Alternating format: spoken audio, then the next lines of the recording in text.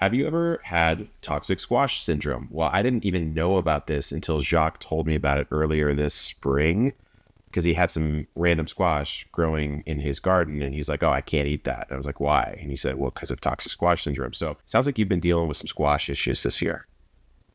Yeah, I've dealt with squash issues every year that I've gardened, but actually this year I haven't had as many issues this year. The one issue that I've had is squash vine borer, and that's like my arch nemesis every year, squash vine borer. But going back to the toxic squash syndrome, I made a new pumpkin patch this year, and what I did was I just threw out an old pumpkin that I got from like a pumpkin farm and let the seeds, germinate and just make a pumpkin patch out of a rotting pumpkin. And somebody, I think it was like one of my followers had commented and they were like, are you not worried about toxic squash syndrome? And I was like, what is that? Yeah. What is that? And so I looked it up and I was like, oh, well, I hope that I'll be able to eat these pumpkins. Yeah. But if I don't, then they'll just be decoration. But yeah, it was super weird to find out about that. Because I don't know if that happens with any other vegetable. Yeah. I don't really know either. I mean, what's your understanding of the cause of it?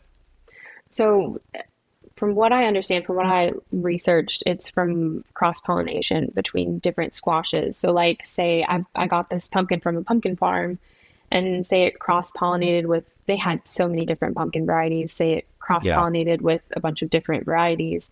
The next generation can create toxic squash Yeah. from the cross pollination.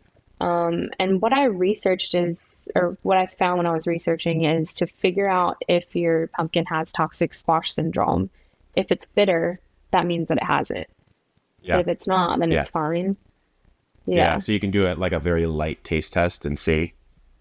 Yeah. Like if you eat a Yeah. chunk of it raw and if it's super bitter, like to the point where you have to spit it out, that means it has the toxic squash syndrome and you shouldn't eat it. Um, I just did a quick little Google search here for the like specific botanical reason of what's going on here. But check this out. Curcubic poisoning, often referred to as toxic squash syndrome, definitely a better name there, toxic squash syndrome, is an uncommon illness that can result in severe hair loss. I did not know that part of it. no, me I will not be neither. eating any toxic squash. I can't be losing Yeah. this hair. No, So same. check this out. Curcubitacins are compounds that can be found in the Curcubitaceae family, which of course cucumbers, melons, pumpkins, and squash. Chemicals called cucurbitacins give fruits their bitter flavor. So what you said is definitely correct, and make them poisonous. Normal fruit production results in little to no cucurbitation production, but unintentional cross pollination can result in high levels. Whether or not the fruit's impacted, if it appears normal, unless a consumer takes a bitter bite. So it's exactly what you said, but I guess it's the cross pollination that will create a hybrid that is just absurdly high in that particular compound. And there you go. I mean, listen to this though. Like some of the most rampant syndromes and indicators of toxic squash syndrome include diarrhea, vomiting, and abdominal pain.